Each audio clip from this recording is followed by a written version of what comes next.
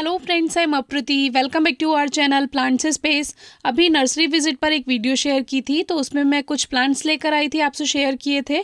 तो उसमें एक प्लांट नहीं दिखाया था, बोला था स्पेशल वीडियो शेयर करेंगे, तो वही प्लांट के बारे में आज आपसे बात करेंगे। तो ये जो प्लांट है, ये एक फ्लावरिंग प्लांट है, अचानक से नर्सरी में मिल गया। क्योंकि ऐसा होता है कि नर्सरी में बहुत सारे प्लांट्स होते हैं, लेकिन हमारे पास वो प्लांट्स ऑलरेडी होते हैं। तो ऐसा प्लांट जो रेयर हो थोड़ा या कम मिलता हो, तो ऐसे बहुत कम प्लांट्स मिल पाते हैं। लेकिन जब भी अगर कोई नया पौधा दिखाई दे तो उसको आपको ज़रूर लेना चाहिए। तो इसकी जो पंखुड़ियां हैं फूलों की, ये भी झड़ने लगी हैं। 2-3 दिन हो गए हैं इसको लाए हुए। तो ये जो प्लांट है, इस पे पिंक कलर के कुछ इस तरह के फूल आते हैं और ये मुझे बहुत ही ज़्यादा पसंद आया। अचानक से नज़र पड़ गई।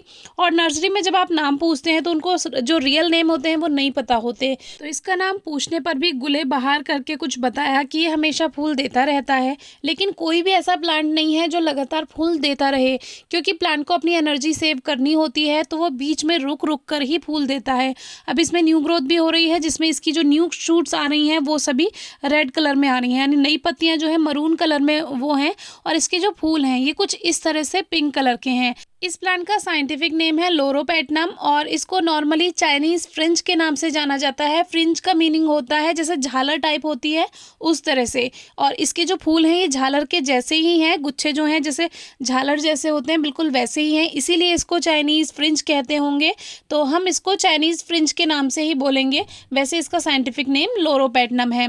तो ये जो प्लांट है बिल्कुल ऐसा है जैसे अगर आपने सावनी का पौधा देखा हो तो ये वैसे ही ग्रोथ करेगा, यानी कि एक बहुत बड़ा पेड़ तो नहीं बनेगा, लेकिन ये श्रब की तरह एक मीडियम साइज वाला प्लांट बन जाता है। तो इसको आप बिल्कुल सावनी जैसे केयर कर सकते हैं। सावनी पर भी पिंक कलर में, पर्पल कलर में और वाइट कलर में इसी की तरह फूल आते हैं। अगर आपने वीडियोस देखी हो या पहले कभी प्लांट देखा हो तो मुझे ये प्लांट काफ़ी ज़्यादा पसंद आया, क्योंकि इसके जो ये फ्लावर्स हैं थोड़े से डिफरेंट हैं और इसकी पत्तियों में भी मरून शेड है जो न्यू ग्रोथ हो रही है। बाद में जाते जाते ये ग्रीन हो जाती हैं जैसे जैसे पुरानी होती रहती हैं। तो अगर फूल ना भी आए तो भी ये काफ़ी खूबसूरत लगेगा। जैसे दूसरे प्लांट्स होते हैं जिसमें शेड्स होते हैं पत्तियों में, तो एक फॉलिएज प्लांट की तरह भी ये ग्रो किया जा सकता है। बाकी ये अभी पॉली बैग में लगा हुआ है, न्यू शूट्स आ रही हैं क्योंकि बाहर का मौसम, स्प्रिंग सीजन शुरू हो चुका है। अब मैं इसको पॉट में शिफ्ट करूंगी तो आपसे वीडियो शेयर करूंगी। और इस प्लांट को अगर आपको कहीं दिखाई दे ये प्लांट, तो रेनी सीजन में आप इसकी कटिंग्स भी ग्रो कर सकते हैं। जैसे कि बताया कि ये सावनी के जैसा ही है, जैसे सावनी का पौधा होता है कटिंग से ग्रो हो जाता है। अब इसमें जितना भी जहाँ जहाँ लीफ नोड है वहीं से देखिए शूट्स आ रही हैं। तो जो न्यू शूट्स होती हैं उसी में अच्छे से फ्लावरिंग होती है। तो जैसे एक श्रब बनेगी ना ये, तो उसकी अगर आप कटिंग करते रहेंगे तो वो प्लांट आप एक साइज में भी रख सकते हैं। मान लीजिए आपको इस एक स्पेशल हाइट चाहिए कि हमको इसको हाइट में ही रखना है, छोटे हाइट में रखना है, तो उस तरह से आप इसको जैसे पॉट में लगाते हैं तो एक बोनसाई की तरह भी आप इसको रख सकते हैं, छोटी शेप बनाकर श्रब की तरह।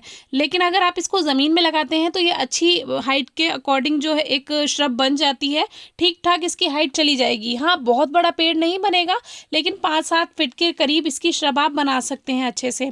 और कटिंग से बता ही दिया ग्रो कर सकते हैं। धूप अच्छी चाहिए, क्योंकि ये एक फ्लावरिंग प्लांट है। बहुत से फ्लावरिंग प्लांट ऐसे होते हैं जिसको ज़्यादा धूप की ज़रूरत नहीं होती, लेकिन ये ऐसा प्लांट है जैसे सावनी, कम से कम 4 घंटे की सीधी धूप बहुत ज़रूरी है अगर प्लांट पे अच्छी फ्लावरिंग चाहिए।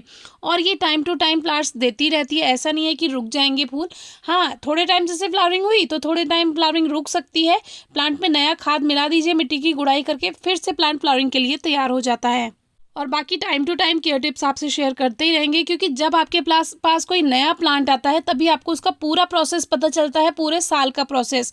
और जब तक नहीं है तब तक तो आपको यही रहेगा कि हाँ ये किस तरह का प्लांट है। लेकिन मेरी समझ में इतना आ गया है, ये बिल्कुल सावनी जैसा ही प्लांट है, उसी की तरह केयर होगी।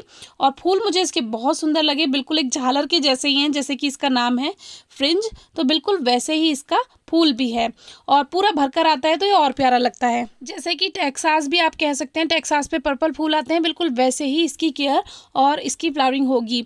और हल्की नमी मिट्टी में बनाकर रखिएगा। बहुत ज़्यादा पानी किसी भी प्लांट को पसंद नहीं होता, बहुत हल्की नमी मिट्टी में रहे। खाद के लिए देसी खाद से ही काम चल जाएगा। सरसों की खली है, गोबर की खाद है, वर्मी कंपोस्ट है, वही आप यूज़ कर सकते हैं। और ये प्लांट नर्सरी से मुझे मिला है 180 रुपीज़ में, जो कि मुझे लगता है एक रेयर प्लांट है, क्योंकि यहाँ नहीं मिलते ऐसे प्लांट, तो मुझे सस्ता ही मिल गया है।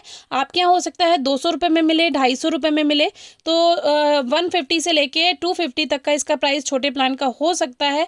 आपके यहाँ क्या प्राइस है आप शेयर कर सकते हैं। Thank you.